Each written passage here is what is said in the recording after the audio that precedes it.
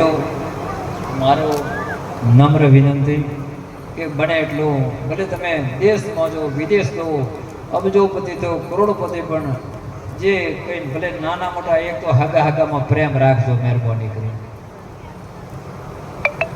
એક કે ના તો હગા થયા ત્યારે આપણે ઠોંગનો ધંધો કરતા હતા ને જાત એક કરોડપતિ ને એક વ્યવહાર કે ના મેં તારો સુર માર નહીં જોવે. હા ને હાથ જોડીને મારી વિનંતી, ભલે ખેડૂતની દીકરી હોય, પ્રજાપતિ ઠોંગનો ધંધો હોય, પણ જે દીકરીનું પાણી ગ્રહણ સંસાર તમારે આપણે એની દીકરીનો કોઈ દીકરી તિરસ્કાર મતી કરવો. તમે ભલે વિદેશમાં જાઓ, એ દીકરી ભણેલી હોય કે અભણ હોય કે નહીં મારા માટે બરાબર છે, મારા માત્ર ગોળ ખાતો હવે મોથી ધૂળ ખવરાય. આ પ્રજાપતિ સમાજને આ નિમ્ર વિનંતી, કોઈ મારી બેન દીકરીમાં ભાઈમાં સમજણ ઓછી હોય વધારે હોય તો બે પક્ષવાળાને કહું કે નહીં નિભાવી લો. આ તો 4 દાડની ચોંચકી છે, આ 4 દાડા છે ખેલ ખતમ થઈ જવાનો છે. તો એક આપણા બાપ દાદાને, આપણા સમાજને, આપણા કુળને, આપણા ગોત્રને ખોટ લાગે એમ પંચ ભેળો થાય, સમાજ ભેળો થાય ને હા ને હા ઓ થાય. આટલો એક વસ્તુ તમે ધ્યાન રાખજો, તમારો કોઈ દી પડતી નહીં આવે, જેથી નિભાવી લેજો. નહીં મારા માત્ર ગોળ વેચે વાત પૂરી થઈ ગઈ. મારા માત્ર દીકરીઓને પણ આ મારી અરજ અને મારા ભાઈઓને પણ આ અરજ કે જે મને જો એકાર ગાળ લાગી, મારો એક જ પાણી ગ્રહ સંસ્કાર થયો, બસ મારો હું નરકને પણ સ્વર્ગ બનાવી. હું જે હા આર્થિક સ્થિતિ ગમી છે, હું અહીંયા જાય તો એક રહેવા વગર લક્ષ્મી જશે અને એક મેળવેલું કંઈ નહીં તો આખું સુખનું સામ્રાજ્ય ઊભું કરશે. પણ સજ્જનો ભર્યા કર્યાને આપણે ધક્કા મારી અને મેં તો આપણા ભાગ્ય પ્રમાણે ક્યાં ખેતી કરતા હોય, ઢોર ઢોકર માલ રાખ્યા હોય, ઠોમ ઠેકરાનો પણ આ ધંધા અને અહીંયા ગોળ ખડાને થો ગામડા રહે થો અમે નહીં જુએ કે દીકરી કે ના થો તો ગામડારો મારે નહીં જુએ. હું તો કોઈ પેલે બોમ્બેમાં જન્મ થયો પણ ગામડામાં આવીને કામ કરજો બેડો પાર થઈ જશે. આ તો 4 દિનો છે, કાંઈ નથી. આપણે આમ જગવાન છે ને જગવાન, એમાં તમે ગોળ ખો, ખાંડ ખો, મીઠું ખો, ખારું, કેટલી મોઢા જગવાનમાં હોય તો મોદી છે પછી સ્વાદ રે ને ઉતરી આગળ સ્વાદ જંગલની માટી. તો શું છે ભલા આદમી ઓતરે વારે સમાજ ભેળા, સમાજની વાતો એટલે ખૂબ તમારા ભાગ્ય ઉદય, તમારા ડોકરોના પુણ્ય ઉદય. અત્યારે યુવાનિયા બધા આગળ જ્યાં દેશ વિદેશમાં અત્યારે આર્થિક રીતે ખૂબ મા સિલિયા દેવી રામદેવજીની કૃપા, આનંદ ભગવાનની કૃપા. તો આપણા વ્યવહાર ચોખ્ખા હોવો જોઈએ, આપણો વ્યવહાર ચોખ્ખા હોવો જોઈએ. આપણે જે વાત છે નિભાવી લેવી જોઈએ, વાત પૂરી થઈ જાય.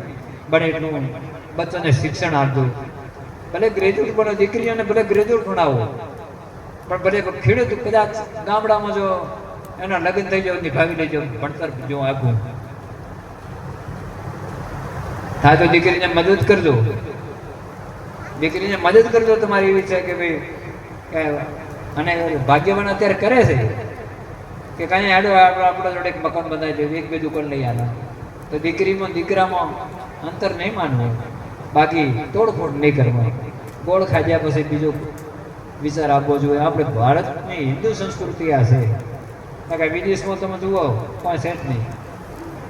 તો આ વાત અને બને અમારા યુવાનીઓને વ્યસન મુક્ત હોવું જોઈએ. એમાં આપણા શાસ્ત્રએ, સંતોએ, વેદોએ જે નિષેધ કર્યું હોય, અભક્ષણ ભક્ષણ, અને જેને કોઈ આપણા આવા પવિત્ર પ્રસંગનું નામ પણ ન લેવા, આ હવે સમજો એ દૂષણથી આપણે કોઈ દૂર રહેવાનું. 2 વાત બને એટલે બીડી ઓછી પીજો. બીડી તો પીએ ભલે પીજો, પણ ઓલાથી સેટા રહેજો તો પાર પડી જાય. ઘરમાં આવીને ઠામડો ફોડો, બેન દીકરીને બોલો, માવતરથી ઝઘડા, પાડોશીથી ઝઘડા, હોજે જે ભગવાનની આરતીનો ટાઈમ હોય, પૂજાનો ટાઈમ હોય, ભગવાનના દીવા ધૂપનો, અને ભડવીરે આવીને ઘરમાં ઠામણો પસારતો હોય, જેમ તેમ બોલતો હોય, એ જેનાથી માનસિકતા બગડે એ વસ્તુનો દૂર રહેજો. તો પણ બેડો તમારો પાર થઈ જશે. હવે સમય ઓછો હશે, ઘણી ઘણી વાતો કહેવાય. 11:30 વાગ્યા બરા મને આપ શું જ્ઞાની શું સમજો છો, શું ગણો તો શું કહેવું પડે, પણ સરળથી સરળ સાધનો એ અપનાવવું. વ્યવહારે હસવાન પ્રભુની પ્રાપ્તિ થાય, ધંધા ઉદ્યોગ થાય, પ્રભુની પ્રાપ્તિ થાય. પણ આપણે તનથી શરીરની શુદ્ધિ નાહવાથી હરિનું ભજન કરો તો આપણા અંતકરણની શુદ્ધિ, મન બુદ્ધિ ચિત્ત અહંકાર. બાકી ભગવાન આ દેહ મંદિરમાં છે, પૂરા વિશ્વમાં છે, કુટુંબમાં છે, પરિવારમાં છે, હગામાં વાલામાં, આ બધા દેહાદિક સંબંધ છે. બાકી બે વ્યવહારમાં ભગવાન હોય, હારા જમાઈમાં ભગવાન હોય, દીકરા દીકરીમાં ભગવાન હોય, પંડિતોમાં ભગવાન હોય, અહીં ભગવાન હોય, ચાહે પાત્ર હોય એનામાં ભગવાન હોય, ચાહે કોઈ બી જ્ઞાતિનો જમો એમાં ભગવાન છે. ના તો એનાથી રાખજો, દેહથી વ્યવહાર રાખજો, દેહથી સાકાર ભક્તિ, આત્માથી પ્રાણની ભક્તિ, નિરાકારની ભક્તિ. આ સરળથી સરળ સાધન કરતા કરતા વ્યવહાર હાચવતા પરમાત્માનું શરણું મળી ગયું. ઈશ્વરને હું મળી ગયો.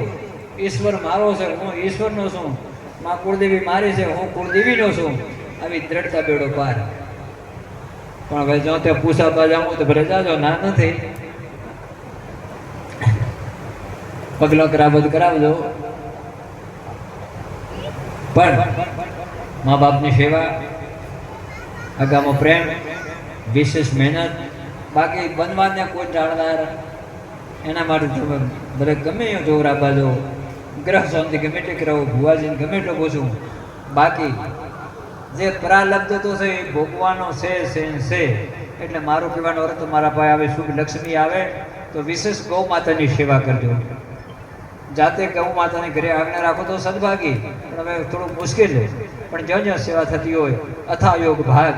આપણી કુંવાસી છે એને ખૂબ આપણે ઘરે બ્રાહ્મણ દેવતા આવે તો એમના પવિત્ર ગણી, તુલસીનો ક્યારો ગણી બને એટલી આપણી સેવા. અને કુંવાસી ઉપર તો સમજો કે કુંવાસી છે ને એ મહાન કહેવાય. જેને ઘરે કુંવાસી રાજી એના ઘરે મારો રામ રાજી, જેને ઘરે ગૌ માતા રાજી એના ઘરે ભગવાન રાજી, જેમને ઘરે બ્રાહ્મણ દેવતા એમનું સન્માન, સંતોનું સન્માન. તો ભગવાન જણકર કથા નહીં હરિ કીર્તન, સંત નહીં મજમાના, ઉણકર જમડે ડેરા દીધા, સોંજ પડે ઘર સમસાના. જ્યાં કથા નથી, કીર્તન નથી, આમાં પવિત્ર પ્રોગ્રામ નથી, જ્યાં બેન કુંવાસીને આવકાર નથી, સાધુ બ્રાહ્મણને આવકાર નથી, સજ્જનને આવકાર નથી, એ ઘર નથી. પણ એ ઘોડોનો માળા ભોગ કહેવાય. સાંજ પડે ઘર શમશાના. આ ઘર એક તીર્થ બની જાય તો ખૂબ ખૂબ ધન્યવાદ. જે બને હરિની ઈચ્છા છે.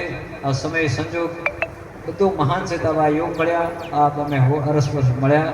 હે પૂર્ણ પરમાત્મા, સુખી રહે સુવાત્મા, વિશ્વ બને ધર્માત્મા, અને પૂર્ણ હોય તમારી મનકામના. એટલે બધું સાચું છે. આ જગતમાં ખંડન કરવા જેવું કોઈ વસ્તુ છે નહીં.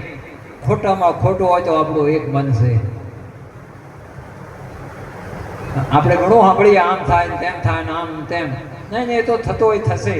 આ બધી ગલતી આપણા ખુદમાં છે. અહંકાર આપણા ખુદમાં છે. જેવો ચશ્મા પહેરે એવું જગત દેખાશે. આંખ નહીં, આ જગત એવું છે કે ચશ્મા ના દોષ છે. લાલ પહેરો લાલ દુનિયા દેખાશે, લીલા પહેરો લીલી દુનિયા. લીલી દુનિયા છે, લાલ છે, પણ ચશ્મા ના ખેલ છે. એટલે મારા તનમાં જેવા ચશ્મા, ભાઈમાં અવગણ, માવતરમાં અવગણ, પંડિતોમાં અવગણ, જ્ઞાનીઓમાં અવગણ, સંતોમાં અવગણ, તીર્થોમાં અવગણ. આ અવગણ આપણા ભરો. એટલે આપણો અહંકાર કાઢજો. અહંકાર એટલે રાવણનું દહન કરજો, કંસનું દહન કરજો, દુર્યોધનનું દહન કરજો. રામ કૃષ્ણ હરિ રામદેવ માં શ્રીહરિજી જીવને અપનાવજો, એવો પવિત્ર વ્યવહાર કરજો. આપણો બેડો પાર થઈ જશે. જય ગોવિંદ, જય ગોપાલ. બોલો સદગુરુ દેવ.